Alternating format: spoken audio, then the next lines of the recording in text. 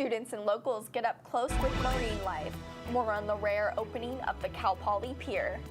Plus, campus celebrates Native American heritage this month with a special guest. And later, get ready to pay more at the pump. We'll explain the new state gas tax.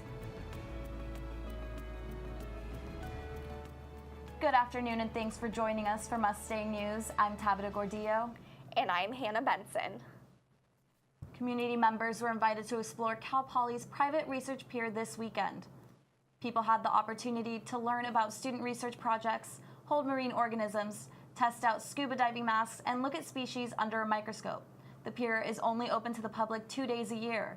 The open house is the biggest outreach event for the Cal Poly College of Science and Math. Some 1,200 people visited the Cal Poly Pier at this year's open house. Biology students volunteering at the public event over the weekend said that they are privileged to be able to conduct their research on the pier. In celebration of Native American Heritage Month, Cal Poly welcomes singer-songwriter Ray Zaragoza came to campus. Zaragoza is Native American and Taiwanese. She raised awareness and funds for the protesters of the Dakota Access Pipeline. Zaragoza has performed all over America and internationally.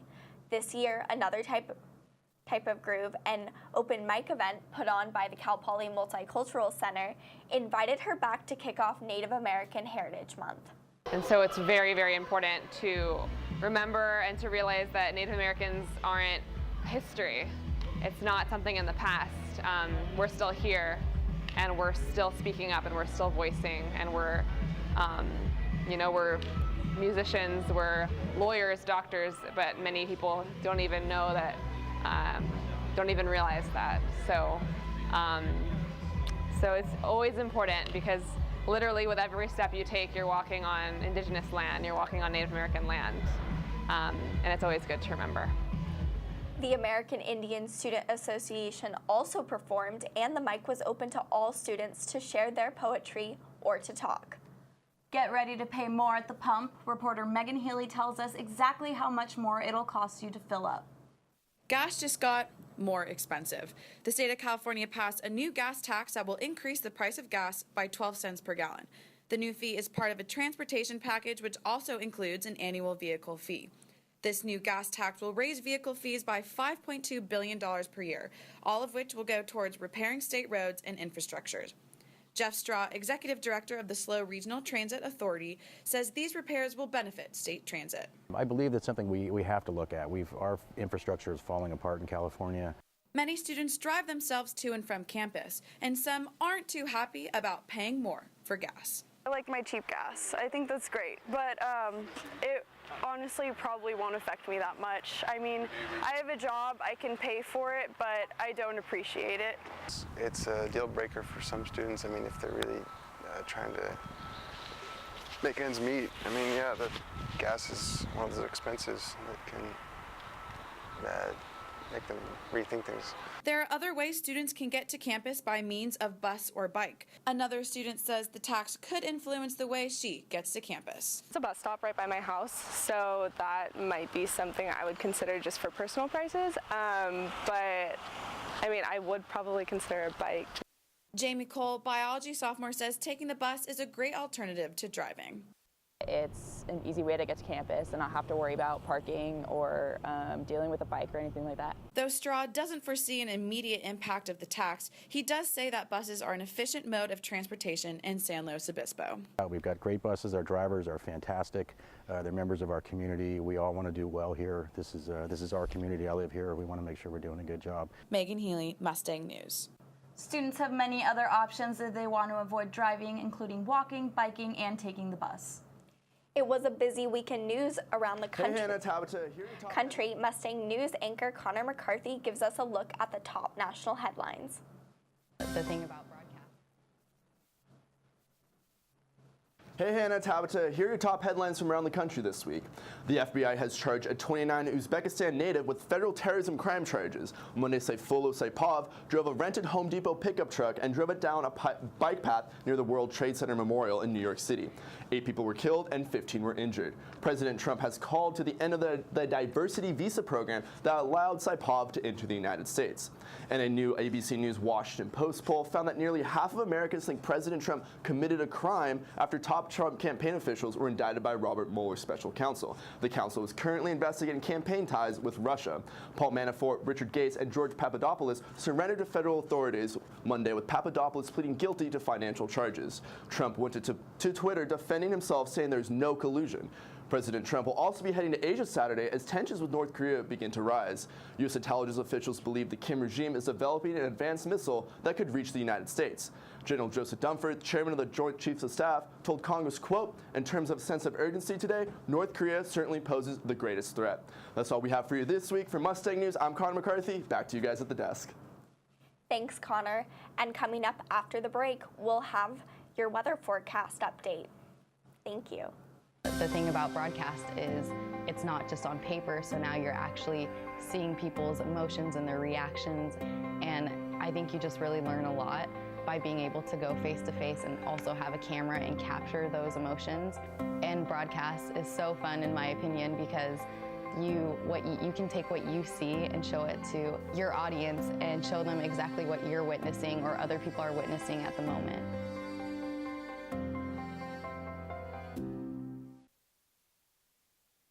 I manage a team of MMJs, multimedia journalists, who cover all news on campus, from administration to student life to any protests that happen on campus. We really just have our finger on the pulse of Cal Poly. Journalism is reporting on the facts at all times because we have to, regardless of whether or not people may disagree.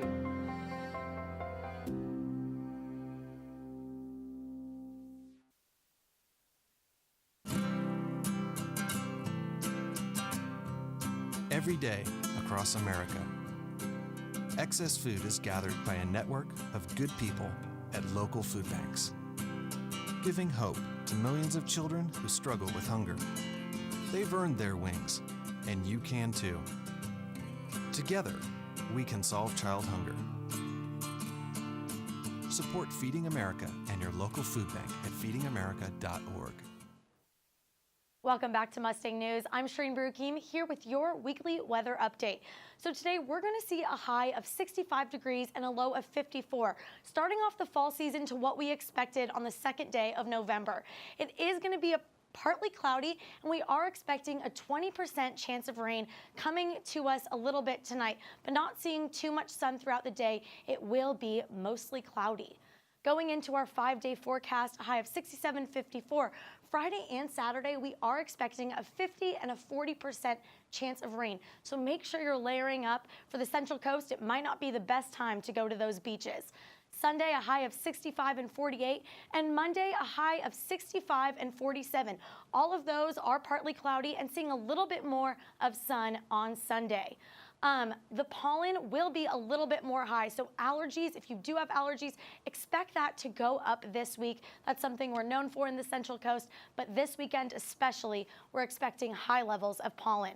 Moving on to our weather in the North County, a 65 and a high of 65, a low of 49, high of 67. So not seeing more. The highest that we're going to see in North County will be in San Luis Obispo, the lowest 49 degrees in Creston and Paso County. Moving on to South County, in Arroyo Grande, 63 degrees is the high, 53 the low, all the way to 66 in Vandenberg, and 50 is the low as well. Guadalupe, 66, and 65 in Orcutt. So again, not seeing into the 70s at all. Same with your beaches. 61 in Cayucas, all the way to 65. And this is your 5-day forecast this week. Come back, watch Mustang News next week. Now Brian Trong with This Week's Sports.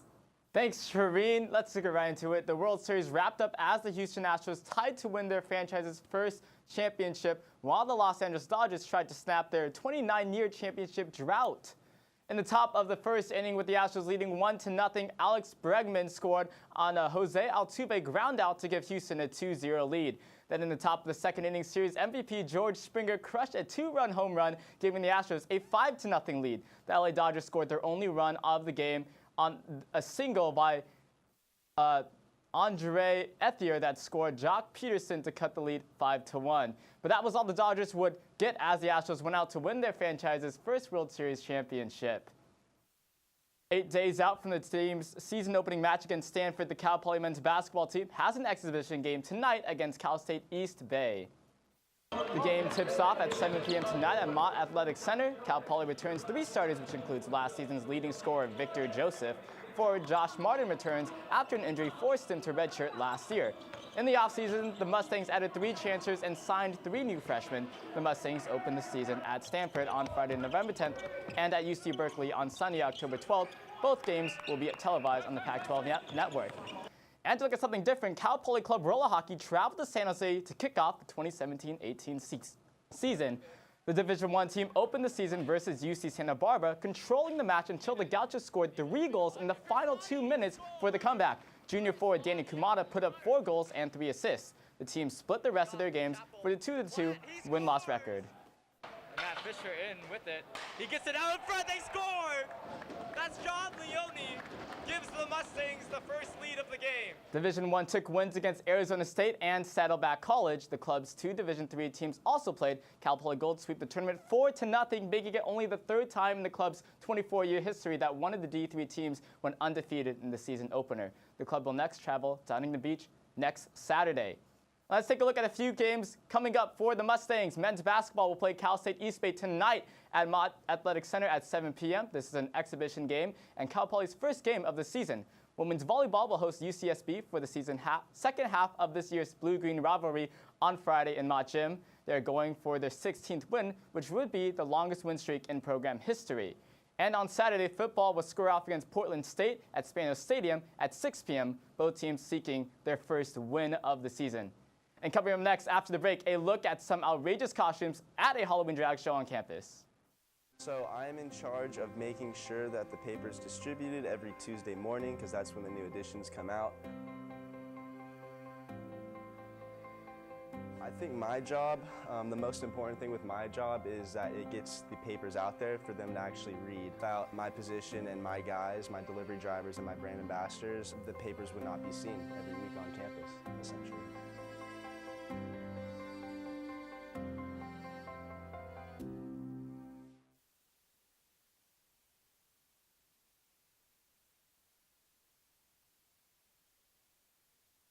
Mission for this year is to basically get the news first so that Cal Poly students are aware. Like so far to start off the beginning of the year, there have been things such as like parking and bus routes, and students have so many questions about that. And so that kind of goes to what I want to do for this year, and is I want to get that information out to students. Good journalism means that we are getting the story out, but that it includes all the information, that it answers all the questions that people are asking. The Cal Poly Drag Club hosted its first ever Halloween drag show in Chumash Auditorium this past Tuesday. The club became official last spring quarter after a group of friends got together and realized that the drag community needed a platform on campus. Preparation for this particular event was done weeks in advance with the help of ASI and the Pride Center. Tonight we've got a costume contest along with the stores participating in a trick-or-treat event where the kids are allowed to walk around. It's a safe place and they're able to get a ton of candy from all the different stores. So last year it was a really great event. It really went smoothly and people probably told a lot of different people because I think we've got a lot more than last year. This is a big turnout, yeah. It's one of the biggest I've seen. The club hoped that the Halloween event would give their audience a chance to get excited about the night's festivities in the midst of midterm season. If you want to explore San Luis Obispo, there's an app for that. Adventure Aid is a new app that allows you to sign up for fun activities. The CEO says the app is actually designed to get people off their phones. The app just hit the market 2 months ago and already has over 2,000 users and more than 35 people leading adventures. Thank you so much for joining us. I'm Hannah Benson. And I'm Tabitha Gordillo. Have a great rest of your day.